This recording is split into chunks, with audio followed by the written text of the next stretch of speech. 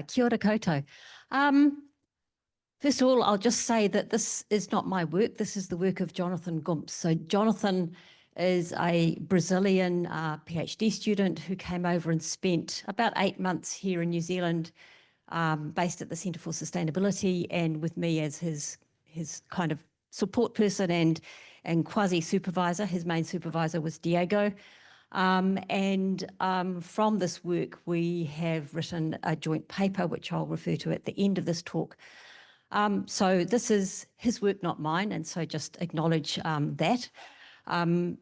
Also, in talking here, I've kind of selected a few themes that I'm going to talk about that hopefully lead into the panel discussion that's going to come immediately after this, that's going to be talking about the use of smart meter data. So most of you probably lived in houses at one point that had those analog meters, and the ones at the top there are the ones where actually a person had to physically come around every few months and physically read that number and then write it down, and then eventually you'd get a bill. And that manual reading was quite expensive, and it also meant that to save money, a lot of the metering companies would send estimates which would often wildly overestimate what your bill was going to be, and people were worried about that, and it wasn't a very happy situation. Smart meters, on the other hand, give remote reading and billing, and give 30-minute measurements, as opposed to those analog meters, which would give you maybe a month at a time or every 3 months or whatever, however frequently the meter reader came around.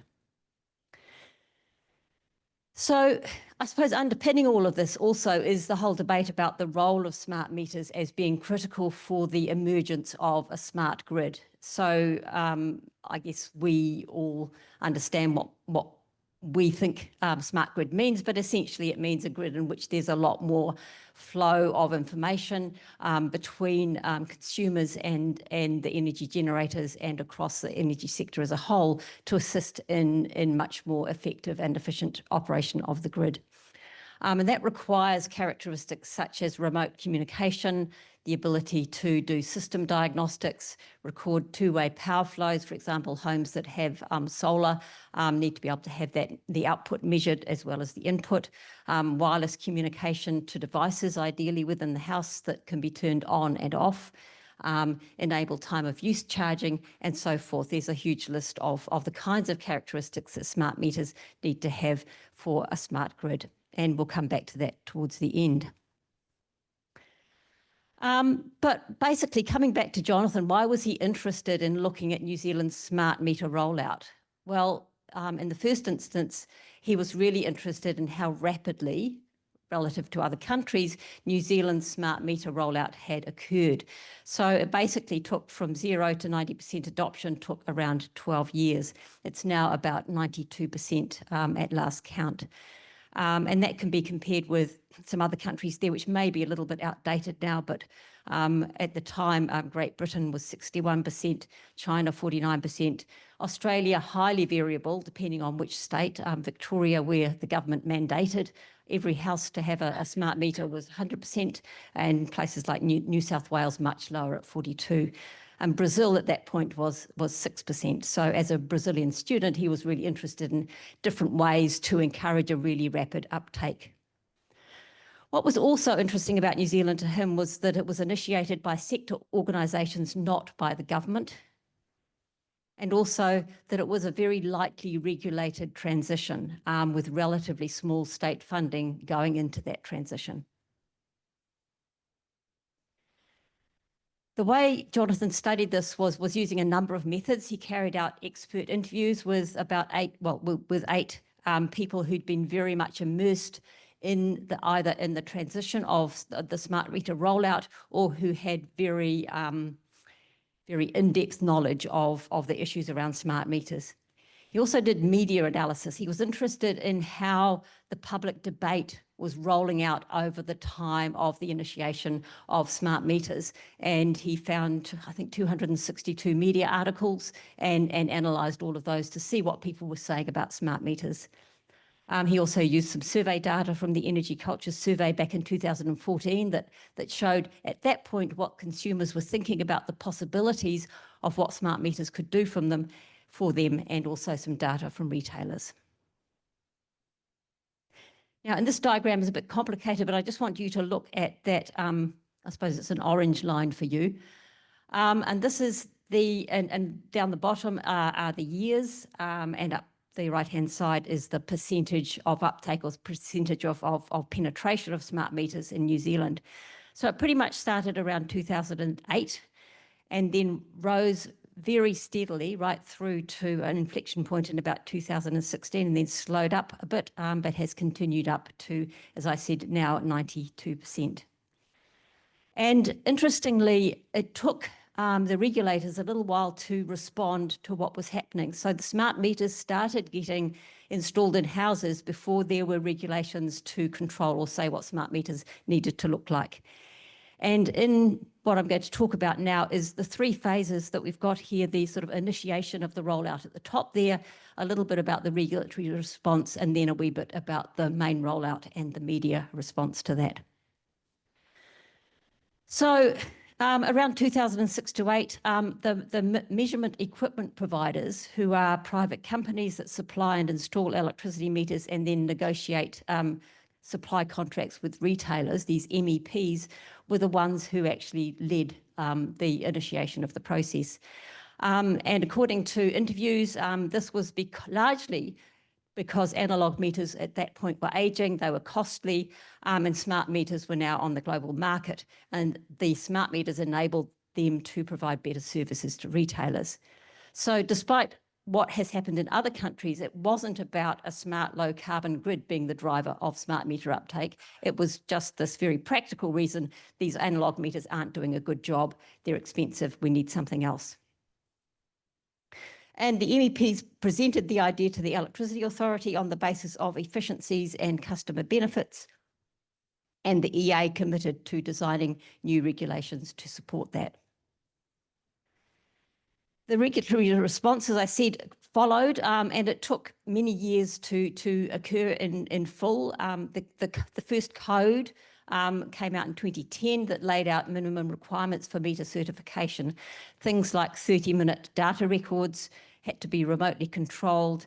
The data had to be stored by the MEPs and then transmitted over to the retailers. Households must have access to their own data, and there were some regulations around responsibility for data security.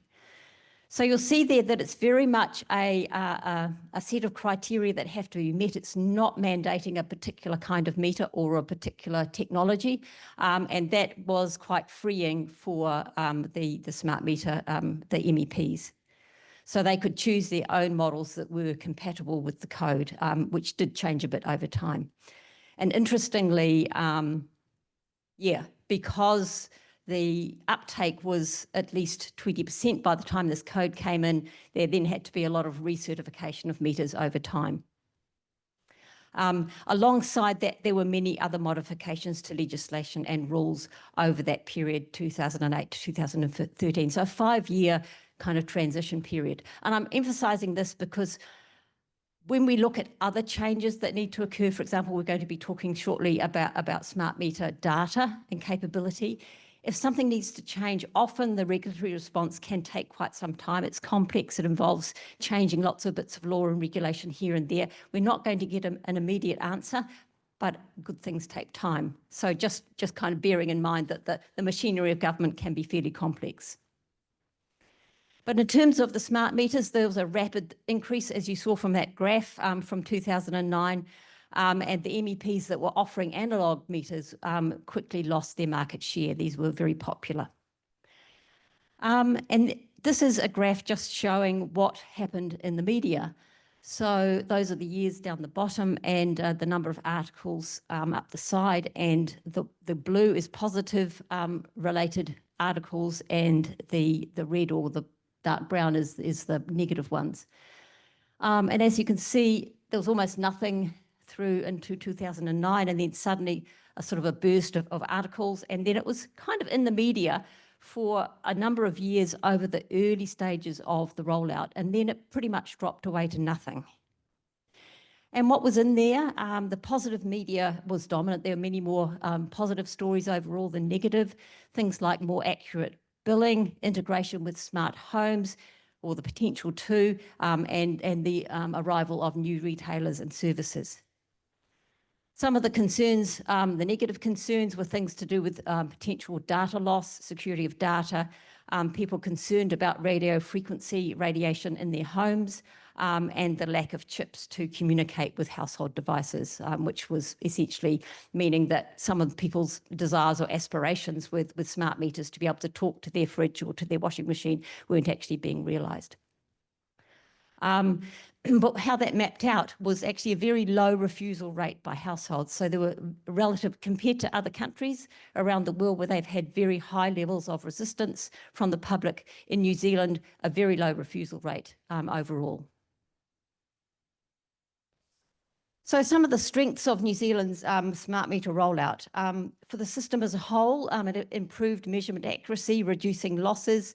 So with analogues, these are not necessarily real losses, but losses in accounting for electricity. So about 1% of New Zealand's electricity in the analogue era was kind of lost. It disappeared because the analogues were not measuring accurately. One of the people interviewed suggested that because of the saving of more accurate accounting, essentially the rollout paid for itself in 5 years. Meters use 4G network for the most part, so in emergency situations, the meter communications are quickly re-established. For households, more accurate and predictable electricity bills and more accurate data on consumption, much more so than they had before. For retailers, they had huge benefits, reduced billing costs, development of new services like real-time pricing and rapid problem detection. For the MEPs, they obviously had this freedom to develop the optimal technology to achieve the standards that they needed to. And that little CF is comparing the state of Victoria, where the state mandated these particular chips to be used in smart meters, which ended up being not used, and a huge waste of money. And for new retailers, it was much easier to enter the market and to develop new market offerings. And if we go back to this diagram, if you now look at the blue lines, that is the number of retailers in New Zealand's market. So before the rollout, 5 retailers. Not quite sure why it dropped to 4 in 2007, but anyway, increasing quite rapidly. And it's not necessarily saying there's a direct one-to-one relationship, a causal relationship between these, but very interesting to see the rise in retailers, most of which were using aspects of smart meter data to develop quite new and novel offerings in the market. Just one slide to go. So some of the weaknesses that were identified through this research, one is around data. So the data storage is currently scattered amongst MEPs and retailers, and the time that they store it for is quite variable and not consistent across all of these. Very difficult processes for third parties to access the data, such as distribution companies and researchers, and maybe potential retailers who want to thinking of entering the market. Very time consuming and expensive, and we will hear more about that in the panel, I'm sure. Also, this leads to an uneven market. So those who have access to smart meter data are hugely benefited over those who are not, and market entry is challenging as consumption patterns are poorly understood. And finally, the smart grid is not yet achievable. There's the variability in meter characteristics and an absence of some of the features that are necessary for a fully smart grid. As I said, the ability to communicate with household appliances being one of those. So there's much more in this article here, which was published earlier this year, if you're interested. And I'll now hand over to Arjan and also to the panel. Thank you, Janet. So we're going into a panel in a minute, but if there's one question for Janet in particular, we can do that. Janet, just what's the reason that rollout is slow in other countries? I mean, there's, at least in New Zealand, there was this talk about the radiation from the meters. Is that the problem, or is it something else? That certainly has been an issue in some countries. That wasn't something specifically that Jonathan was researching, but he did come across in the literature. For example, in the UK, I understand there was a lot of concern about, it was kind of alongside the 3G network scare of having these things emitting radiation in your house. When it comes down to the actual science of it, it's absolutely minimal and well below any scare standards. But that conversation was out there. But for some reason, much less adopted here, apart from amongst a few. In fact, the negative media stories disappeared when one person sadly died, and it kind of stopped at that point. So I think it was concentrated on a small group of people who were really concerned about this. Okay, please join me in thanking Janet again.